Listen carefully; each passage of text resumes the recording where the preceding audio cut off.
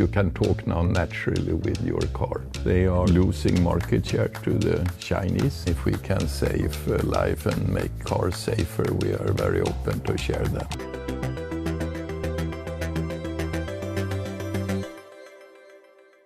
Welcome to The Big Question, the Euronews series where we sit down with some of the biggest names in business.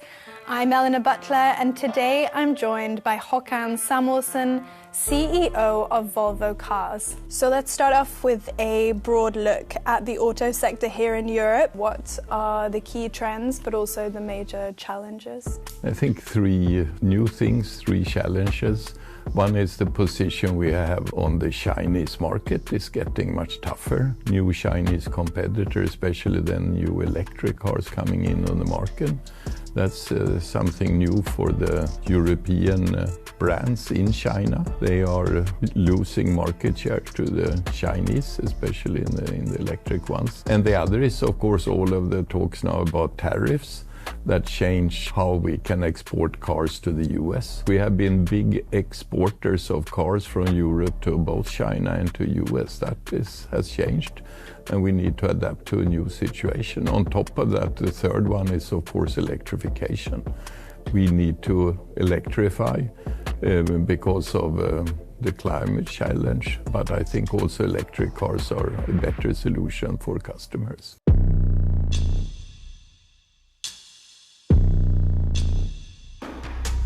Back in 2021, Volvo announced that it would be all electric by the end of the decade. Now you've scaled that down, aiming for a 90% electric and plug-in hybrid mix by 2030.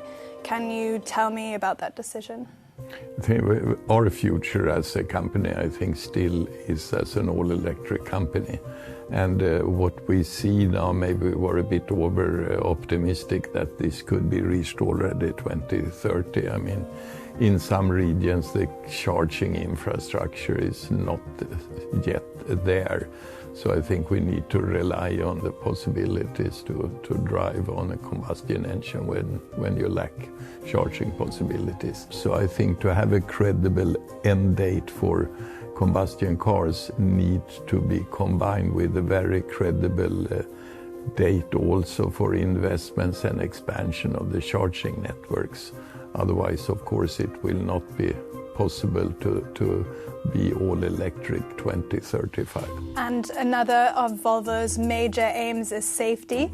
So actually, I believe that it was one of your engineers who invented the three-point seatbelt back in the 1950s. Can you tell us how you're prioritizing safety at the moment? Safety always is a part of our brand. We do much more than the standards require. And of course, we use modern technology, AI, to be even better. Best example is, of course, if we're going to have self-driven car or cars with advanced autopilots, that's really where you need AI to really recognize everything on the road and have very natural control of the car. But also in the safety areas, I'm very proud of our new seatbelts, which adapt now to the body size of the passengers. That's something that, of course, makes the seatbelt even better. And will you be sharing this technology with other firms, or would you keep it to yourself to support Volvo's competitiveness? No, I think we have an opinion of sharing that. I mean, if we can save life and make cars safer, we are very open to share that with anybody who wants to use it. Now, let's talk about tariffs. US President Donald Trump has put a 25% duty on imported cars and car parts. How is that affecting Volvo? It's very difficult then, of course, to export cars out of Europe, at least with the profitability, because cost increase, of course, when you bring them in. So we need two ways to react. One is to hope that the European Union could strike a deal with the US about a reasonable tariff system for the car sector. I don't think it's over-optimistic either to believe that there is a possibility for such a deal. But independently of that, I believe also we need to produce more locally. So we are strengthening our Americas region, not just to sell imported cars, but also to build more cars in the US. And we are very happy to have a factory in Charleston, South Carolina, and we're now looking into utilizing that more, adding a car line to our lineup there. So we need now to find a bit sort of bread and butter model that can sell in high volumes, which we can deliver faster to our customers and of course reduce stock and transportation costs. So local production is not only a cost increase, it has advantages also. So even if the tariffs would come down to a more reasonable level, we still need to use our factory more than we do today. And Chinese EV firms are competing for customers in Europe, but are you worried that a glut of Chinese cars could potentially make their way to Europe if they are diverted away from the US because of tariffs? We will have very tough competition from new Chinese EV players. And then the sooner we get used to that and the sooner we start developing our cars, the better. There is really no protection in form from tariffs or other ways. The only protection for our industry is that we shape up and we need to be more competitive. And in China, you're facing fierce competition from firms like BYD that offer low-cost models. Can you effectively challenge these firms for market share in China? Yeah, for sure we will try to do that, and so we need to be better there.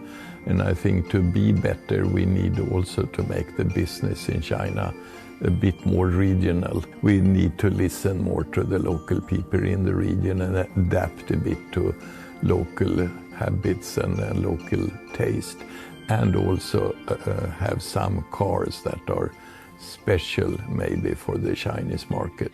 And looking ahead, how do you see the future of personal transport? Electric cars with advanced autopilots is both from convenience and environment a good solution for long-range travel, a very personal way of traveling. But of course it does not solve the problem with congestions on the roads. So I think we also, of course, need other concept. I think high-speed trains, for example, is a very convenient way of traveling long distances in Europe that has to be developed and expanded, I think. But looking into ours, electric cars with autopilot, we are well prepared for future convenient transports. Thank you so much for sharing your insights for The Big Question. Thank you.